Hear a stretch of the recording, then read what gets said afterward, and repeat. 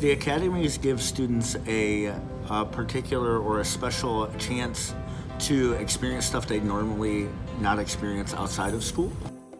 The Academies nowadays are so specialized that it gives them extra opportunity to go into specific fields.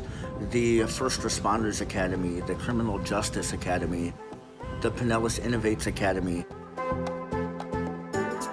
Some of their certifications translate right to the real world, such as office programs, an office manager perhaps. We've purchased drones and other technology that the kids really do get excited about. And they end up getting into it and they find their niche in that academy, and then they can be super excited about what they want to do in the future.